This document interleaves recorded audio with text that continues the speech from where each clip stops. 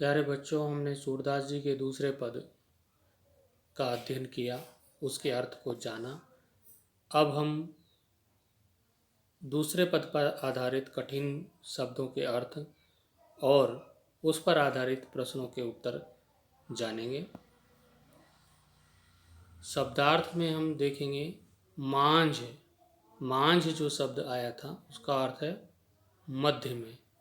मांझ का अर्थ है मध्य में। आधार। आधार का अर्थ है आधार। आस मने आशा, आवन आगमन की। बिथा, बिथा व्यथा। बिरहिनी वियोग में जीने वाली, बिरहिनी वियोग में जीने वाली। बिरह दही, विरह की आग में जल रही, विरह दही। इसी प्रकार से होते, होती, होती मतलब थी, होती मतलब थी। गुहारी, रक्षा करने के लिए पुकारना। उत, उधर, वहाँ। धार, योग की प्रबल धारा, बही बहने लगी। धीर, धैर्य। मर्यादा, मर्यादा या मान, प्रतिष्ठा। न लही, नहीं रही, नहीं रखी। तो ये थे कठिन शब्दों के अर्थ। अब हम इस दूसरे पद पर आधारित कुछ प्रश्नों के उत्तर जानेंगे, क्योंकि ऐसा प्रश्न परीक्षा में आता है, इसको समझेंगे। सबसे पहले कवि और कविता का नाम। इस कवि और कविता का नाम क्या है? आपको मालूम है, कवि हैं सूरदास और कविता का नाम है पद, जो सूर सागर से ली गई है। फिर इस पद का प्रमुख प्रतिपाद्य विषय स्पष्ट कीजिए। तो इस पद का प्रमुख विषय क्या है? इस पद का प्रमुख प्रतिपाद्य विषय है गोपियों का श्री कृष्ण के प्रति अन्य प्रेम प्रकट करना है। इस पद का भावार्थ हमने समझा, अब उसको आप पढ़ भी लीजिए। गोपियाँ उद्धव से कहती हैं कि हे उद्धव, हमने तो सोचा था कि हमारे श्याम सुंदर शीघ्र ही हमारे पास वापस लौट आएंगे और हम उनके साथ रास रचाकर अपने इस दुख को भूल जाएंगी, किंतु तुमने तो यह संदेश सुनाया है, उसको सुनकर तो हमारी यह लालसा हमारे मन में ही रह गई है। अब हम अपने मन की व्यथा किससे जाकर कहें, क्योंकि हमसे तो अब कुछ कहते ही नहीं बनता।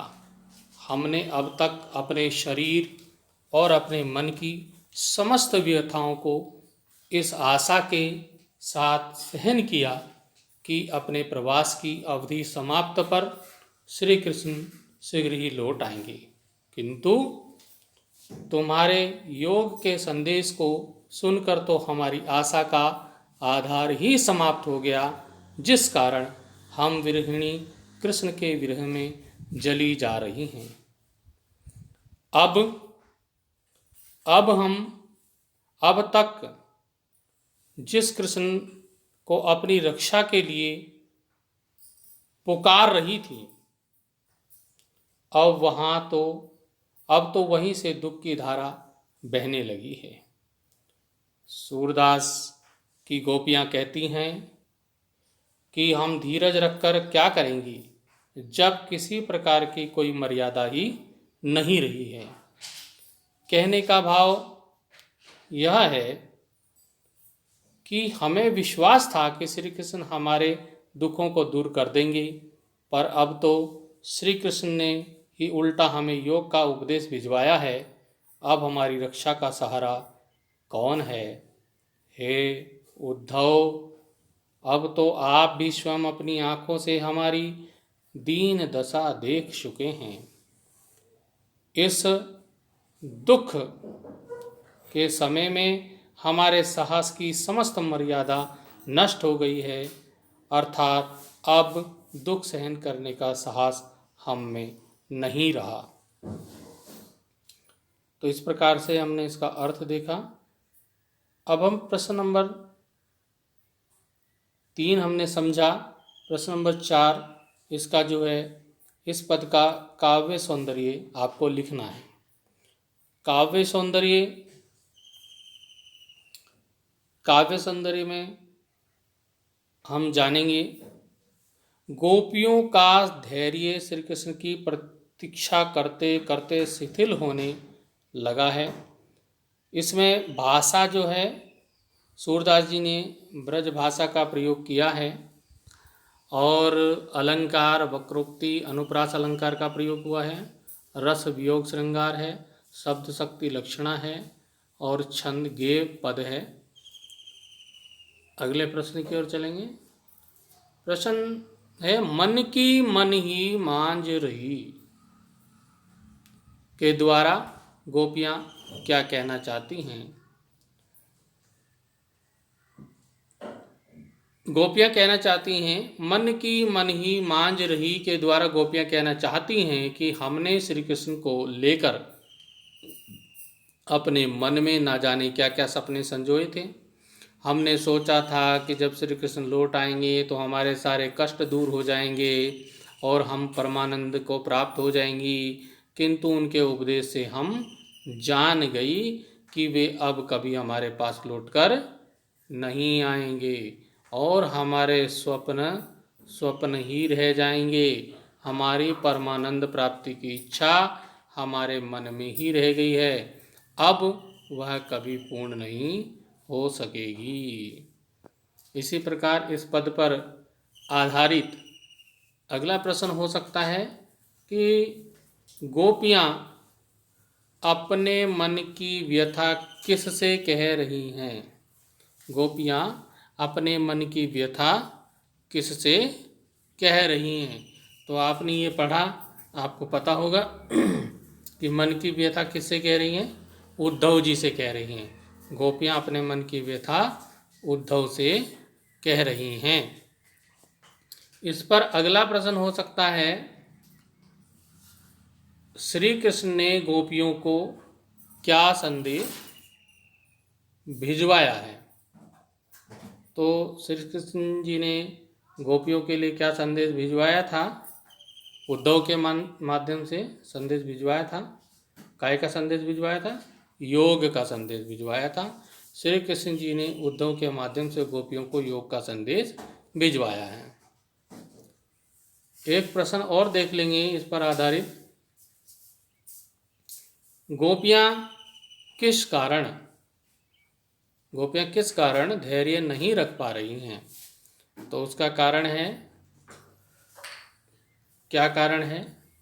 ध्यान से देखेंगे आप कि गोपियों को श्री कृष्ण से यह आशा थी कि वे मथुरा से लौटकर उनके विरह दुख को दूर कर देंगे, किंतु ऐसा नहीं हुआ। किंतु जब उन्होंने योग साधना का संदेश भिजवा दिया तो उनकी आशा का आधार ही समाप्त हो गया। ऐसे में वे क्या सोचकर धैर्य धारण करें? पहले तो उनके पास धैर्य धारण करने का आधार था कि श्री कृष्ण जी लौट आएंगे, मगर वह आधार ही समाप्त हो गया। अतः कहने का मतलब है, अब वे गोपियां धैर्य धारण नहीं कर पा रही हैं। तो इस प्रकार से हमने सूरदास जी द्वारा लिखे दूसरे पद मन की मन ही मांझ रही के आधार पर क्या प्रश्न हो सकते हैं और उनके क्या उत्तर हो सकते हैं, ये हमने जाना। और परीक्षा की दृष्टि से ये महत्वपूर्ण है। परीक्षा में इस तरह के आपको गद्यांश का भाग या पद्यांश का भाग आपको दिया रहता है, उस पर आधारित प्रश्नों के उत्तर लिखने होते हैं।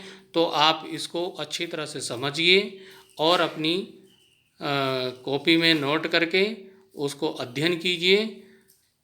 धन्यवाद।